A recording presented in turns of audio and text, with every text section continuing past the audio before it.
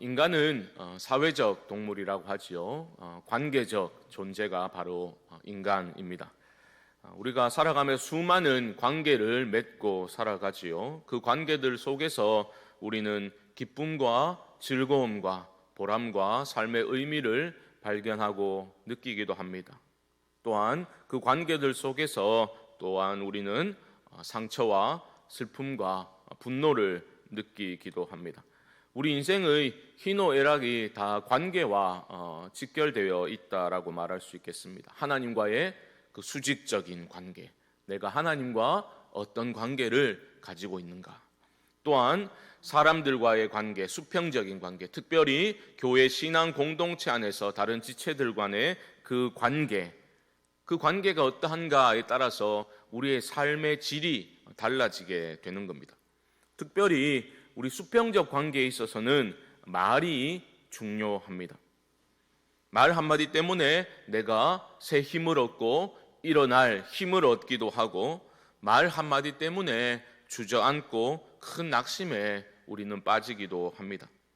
다른 이의 말 한마디 때문에 천국과 지옥을 하루를 살면서도 경험한다, 수차례 경험한다라고 말하는 것이 그리 심한 과장은 아닐 것이다 생각합니다. 이것을 오늘 본문 14절을 보면 좀 이해가 되는데요. 14절 보시면 사람의 심령은 그의 병을 능히 이기려니와 심령이 상하면 그것을 누가 일으키겠느냐. 우리의 마음이 상하게 되면, 우리 육체적인 건강 중요하지만 마음이 상하면 모든 것을 다 무너지는 것을 우리는 경험하게 됩니다. 특별히 교회 공동체 안에서 우리는 좋은 관계를 이루고 서로에게 정말 선물과 같은 그런 존재가 되어주도록 애를 써야 합니다. 그런 관계를 지향하며 우리는 살아가야 합니다. 특별히 교회 안에서 그런 노력이 있어야 합니다. 저 사람이 더 나아질 것을 기대하고, 저 사람이 좀 더 친절해지고 나를 배려할 수 있는, 그렇게 변화되기를 기대하고 기다리기만 하면 안 됩니다. 나도 노력을 해야 되고 다른 이들을 진심으로 축복하고 인내하며 또 기다려줄 수 있어야 합니다. 우리 모두의 노력이 필요한 것입니다. 저는 우리 모두가 그리스도의 마음을 품고 서로를, 상대방을 나보다 낮게 여기는 그러한 훈련이 있어야 한다고 생각합니다. 어제에 이어서 그런 모든 관계들 속에서 우리가 하는 그 말이 얼마나 중요한가 오늘 본문은 다시 한번 강조하고 있습니다. 특별히 우리가 좋은 관계를 유지하기 위해서, 유지할 뿐만 아니라 더 깊은 신뢰의 관계로 들어서기 위해서 우리 교회가 건강한 영적 공동체, 주 안에서 함께 지어져 가기 위해서 말과 관련해서 우리가 어떤 부분을 더 힘써야 되는가, 오늘 말씀에 귀를 기울이면 좋을 것 같습니다. 먼저 하나님의 성품을 닮은 참 지혜를 소유한 사람은 겸손하게 다른 이의 말을 경청하는 태도를 보입니다. 첫 번째 단어는 경청입니다. 하지만 자기 생각에만 사로잡혀 있는 미련한 사람은 경청을 하지 못합니다. 13절을 보십시오. 사연을 듣기 전에 대답하는 자는 미련하여 욕을 당하느니라. 말하기는 더디하고 듣기는 속히 하라 하셨는데, 미련한 자는 듣기도 전에 대답을 한다라고 말씀하고 있습니다. 여러분 생각해 보십시오. 상대방이 말을 듣기도 전에 대답을 한다라는 말은 그게 가능하려면 상대방이 무슨 말을 하든지 그 사람은 자기 할 말만 생각하고 있는 사람인 거죠. 자기 할 말만 생각하고 자기 할 말만 쏟아내는 사람, 특별히 다른 이의 다른 이의 말을, 그런 사람은 귀담아 들을 생각조차 하지 않는 그런 사람입니다. 왜 그럴까요? 교만하기 때문입니다. 미련한 사람이어서 결국 욕을 당하게 됩니다. 하지만 명철한 사람은 그 반대이지요. 15절을 보십시오. 명철한 자의 마음은 지식을 얻고 지혜로운 자의 귀는 지식을 구하느니라. 명철한 자는 적극적으로 지식을 구하는 그러한 모습을 보여주고 있다라는 겁니다. 참으로 지혜로운 사람은 겸손한 사람입니다. 상대방이 누구라 할지라도 경청하는 태도를 보일 수 있으려면 그 마음이 겸손해야 가능한 것이지요. 우리 솔로몬에 대해서 잘 알고 있죠. 솔로몬의 지혜 아주 유명합니다. 솔로몬이 1000번제를 드렸지 않습니까? 그래서 하나님이 솔로몬에게 나타나셔서 네가 무엇을 원하느냐 말해라 내가 다 주겠다 말씀하셨을 때 우리는 솔로몬이 무엇을 구했다고 알고 있습니까? 지혜를 구했다라고 알고 있죠. 하지만 그 원문을 보면 지혜라는 게 아니라 듣는 마음을 주십시오라고 구했다라고 했어요. 그 listening heart라고 영어는 번역했거든요. 듣는 마음을 주십시오라고 솔로몬이 구했습니다. 바로 경청과 직결된 그러한 요청입니다. 하나님이 솔로몬의 그 간구를 기뻐하셨어요. 그러면서 주신 말씀이 이렇습니다. 내게 지혜롭고 총명한 마음을 주노니라고 말씀하셨어요. 솔로몬은 하나님 듣는 마음 제게 주십시오라고 그렇게 했는데 하나님은 지혜롭고 총명한 마음을 응답하신 겁니다. 무슨 말입니까? 듣는 마음이 지혜롭고 총명한 마음이다라는 겁니다. 사랑하는 성도 여러분, 이 아침에 우리가 하나님 저에게도 듣는 마음을 주십시오 기도할 수 있기를 바랍니다. 우리에게 필요한 것은 우리에게는 자기 확신만큼이나 자기 의심이 필요한 거예요. 내가 무조건 옳다라는 그러한 고집에서 벗어나야 합니다. 듣는 마음을 주십시오. 그것이 곧 겸손한 마음이고 그것이 곧 지혜롭고 총명한 마음이다라는 겁니다. 우리가 자기 생각만을 고집하는 그런 어리석음에서 벗어나서 경청하는 자세로 상대방의 마음에 넉넉히 공감하는 그러한 사람들이 될 수 있기를 주님의 이름으로 축복합니다. 다시 강조드리지만 상대의 말을 경청할 수 있기 위해서는 겸손이 우리 안에 회복되어야 합니다. 겸손의 마음이 곧 그리스도의 마음 아닙니까? 사도 바울이 무엇이라 했습니까? 너희 안에 이 마음을 품으라. 곧 그리스도 예수의 마음이니. 이어지는 말씀이 뭡니까? 오직 겸손한 마음으로 각각 자기보다 남을 낮게 여기고 나보다 상대방을 낮게 여기고 그게 겸손의 마음입니다. 이 사도 바울의 권면에 우리가 귀를 기울일 수 있기를 바랍니다. 또한 경청하는 사람은 성급하게 한쪽 말만 듣고 쉽게 판단을 내리지 않습니다. 신중한 태도를 유지할 수 있게 되는 겁니다. 아무 기준 없이 그저 팔랑귀가 되어가지고 다 들어주는 것이 경청이 아닙니다. 하나님의 성품을 소유한 그런 지혜자로서 제대로 분별할 수 있어야 되겠죠. 중심을 잡고 들어주어야 하는 겁니다. 17절 말씀 보십시오. 송사에서는 먼저 온 사람의 말이 바른 것 같으나 그의 상대자가 와서 밝히느니라. 제가 목회자다 보니까 사람들과 많이 이제 관계를 맺지 않습니까? 만나다 보면 이쪽 말을 들으면 그쪽이 또 말이 이해가 돼요. 그럼 또 다른 쪽이 와서 또 막 말을 하면 또 그쪽도 억울할 수 있겠다. 그런 생각이 들 때가 참 많습니다. 왜 그럴까요? 물론 10으로 따지고 보면 이 사람이 9를 잘못했고 이 사람이 1을 잘못했을 수가 있어요. 그죠? 어떤 경우든 100%는 잘 없지 않습니까? 그런데 우리의 죄악된 본성 때문에 그런 일들이 일어나는 게 아닌가 싶습니다. 어떤 사안에 자기 잘못이 99%고 상대방 잘못이 1%라고 하더라도 사람은 자기 유리한 쪽으로 말할 수 있는 이야기를 끌어가는데 탁월한 재능을 가지고 있습니다. 사실 우리가 분명히 기억한다라고 말하는데 그 기억마저도 나에게 유리한 쪽으로 왜곡해서 저장할 때가 얼마나 많은지 몰라요. 나는 분명히 기억한다라고 말했는데 사실 기억마저도 의식적으로 아니면 무의식적으로 자기 유리한 쪽으로 왜곡해서 저장하는 경우도 적지 않다라는 겁니다. 그러므로 한쪽 말만 듣지 말고 다른 쪽 말도 들어주어야 합니다. 또 무조건 들어주기만 하는 게 덕스러운 것이 아니라 하나님 주신 분별력을 가지고 그렇게 접근해야 될 것이고 너무 경솔한 판단으로 더 큰 혼란이 야기되지 않도록 우리는 주의해야 할 것입니다. 겸손한 마음으로 분별력을 가지고 경청함으로써 나를 통해서 그 공동체 안에 그 갈등이 가라앉고 화해가 일어나는, 회복이 일어나는 그러한 것들을 경험할 수 있기를 주님의 이름으로 축복합니다. 혀가 가진 치명적인 위험성을 성경은 여러 곳에서 말하고 있습니다. 21절 말씀 보십시오.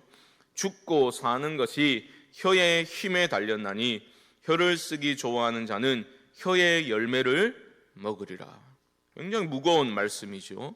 내가 어떤 말을 하는가, 거기에 따라서 내가 생명의 열매를 먹을 수도 있고 저주의 열매를 먹을 수도 있다라는 말씀입니다. 특별히 오늘 공동체를 사랑하는 마음을 가지고 있는 우리 모두는 말을 조심해야겠다는 그 다짐 있어야 할 것입니다.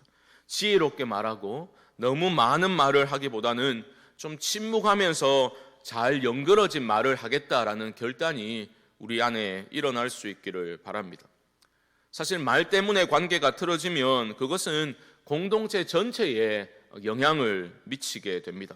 19절 말씀을 무겁게 우리는 받아야 하는데요. 19절 보십시오. 노엽게 한 형제와 화목하기가 견고한 성을 취하기보다 어려운즉 이러한 다툼은 산성 문빗장과 같으니라. 마음의 그 문빗장을 지르고서 한 교회 안에서 신앙생활을 하는 것은 자기 자신에게도 그렇고 공동체에게도 엄청난 손해입니다. 그런 일이 일어나지 않도록 우리는 지혜로운 언어 생활을 하도록 노력해야 할 것입니다. 그러나 우리 모두가 참 연약해서 부족해서 그러한 문제는 발생할 수 있습니다. 안타깝게 그런 문제가 발생할 때에, 어려움이 생길 때에 함께 우리가 주 앞에 나아가 기도하며 긍휼의 마음을 허락해 주시도록, 그리하여 관계가 회복되도록 간구하는 것을 포기해서는 안 될 것입니다. 우리 서로가 노력을 해야 합니다. 저는 그런 갈등을 제가 경험하거나 아니면 성도님들이 경험하는 것을 볼 때에 마음이 참 안타깝고 괴롭기도 합니다. 그런데 이런 생각을 해봐요. 우리가 훗날 참 믿음을 가진 사람이라면 우리가 훗날 천국에서 함께 영원한 영광 중에서 기쁨으로 서로를 축복하고 그렇게 영원토록 함께 할 것인데, 그런 작은 오해나 내가 좀 억울하고 그런 것 참지 못하고 관계가 틀어지는 것 참 안타깝구나. 하나님, 우리가 좀 털어낼 수 있는 그런 넉넉한 마음을 주십시오. 좀 그런 기도를 하게 돼요. 그렇지 않습니까? 그 문제에서 조금만 떨어져서, 기도라는 것이 이런 문제를 좀 떨어져서, 아니 좀 영혼의 관점에서 볼 수 있도록 그것을 길을 열어주는 게 기도 아닙니까? 기도할 때 하나님이 그런 마음을 우리에게 주시는 겁니다. 우리가 훗날 천국에서 함께 하나님을 찬양하며 거할 것인데 이 땅을 사는 동안 이렇게 할 것이 무엇인가? 좀 그런 넉넉한 마음을 우리가 가질 수 있어야 할 것입니다. 그것을 포기하지 않고 기도해야 할 것입니다. 오늘 본문 24절 하반절 말씀처럼 어떤 친구는 형제보다 친밀하니라. 주 안에서 우리의 관계가 이런 관계가 되면 좋겠습니다. 이런 친밀한 관계가 이루어지도록 우리가 함께 노력하고 주의 은혜를 구하며 한 교회 안에서 서로에게 우리가 선물이 되어주는 그러한 관계를 지향하고 노력하고 겸손한 마음으로 경청하며 그런 복된 관계를 누릴 수 있는 우리 성광의 성도님들 되시기를 주님의 이름으로 간절히 축원드립니다. 기도하겠습니다. 하나님, 오늘 공동체 안에서 또 관계의 중요성에 대해서 또 말의 중요성에 대해서 말씀을 살펴보았습니다. 하나님, 우리의 이기적인 마음들 참 내려놓기 어렵다는 것을 경험합니다. 하나님, 그러나 말씀에 날마다 말씀 앞에 엎드리게 하시고 말씀을 묵상하고 마음의 새김으로 말미암아 그리스도 예수의 마음을 본받게 하여 주시옵소서. 포기하지 아니하고 실망하거나 낙심하지 아니하고 그날을 바라보면서 기도하고 실천할 수 있는 그런 믿음의 사람들 되게 하여 주옵소서. 경청하는 마음, 이 아침에 듣는 마음을 우리 모두에게 허락하여 주시사 나를 인하여서 참 그 교회 공동체 안에서 평화가 임하고 회복과 화해가 임하는 그러한 역사가 일어날 수 있도록 하나님 함께하여 주옵소서. 지금은 우리 주 예수 그리스도의 크신 은혜와 하나님 아버지의 무한하신 사랑하심과 성령님의 교통하심이 듣는 마음을 간구하고 경청하는 자세로 공동체의 화합을 이루기를 소망하는 사랑하는 성도님들의 심령 가운데 지금부터 영원토록 함께 있을지어다. 아멘.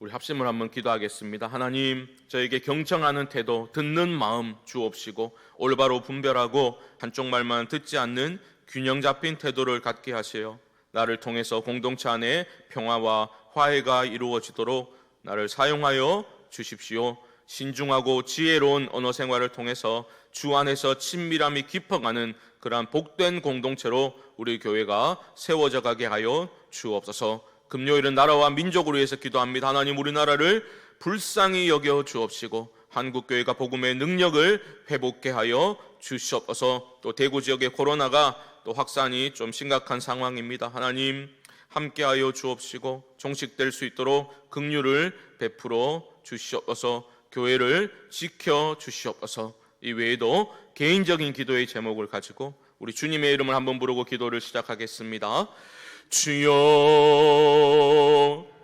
하나님 은혜를 감사합니다. 하나님의 말씀 앞에 하나님 우리를 세웁니다. 아버지 앞에 엎드립니다. 말씀을 마음에 새기고 아버지 말씀을 묵상할 때에 그 말씀이 우리에게 능력되게 하여 주옵시고 우리를 깨뜨리는 불의요 방망이가 되게 하여 주시사 하나님, 나의 단단 완고한 자아가 깨어지고 아버지 앞에 부드러운 마음으로 또한 듣는 마음을 하나님 우리에게 허락하여 주시사 나를 통해서 공동체 안에서 화해가 일어나고 평화가 회복되는 그러한 시간 아버지 하나님 일어날 수 있도록 아버지 하나님 함께하여 주시옵소서.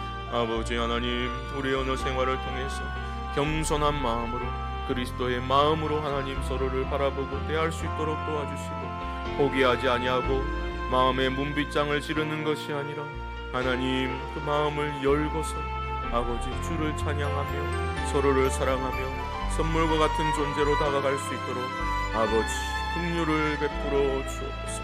이 나라 민족을 하나님 불쌍히 여겨 주옵시고 이념으로 갈라진 이 나라가 아버지 하나님 참된 경외심이 회복되고 특별히 이 일을 위하여서 한국교회가 깨어나게 하여 주시옵소서. 교회가 헛된 것들을 자랑치 아니하고 예수 그리스도의 복음을 자랑하고 예수 그리스도를 닮은 모습이 성도들에게 회복되어서 아버지 하나님 정말 빛과 소금으로 이 세상을 밝히고 맑힐 수 있는 사람들 되도록 아버지 하나님 도와주옵소서. 우리 성도님들 간절한 기도의 소원들이 있습니다. 자녀 손들을 위한 그 기도의 제목들이 있습니다. 안타까운 마음들이 있습니다.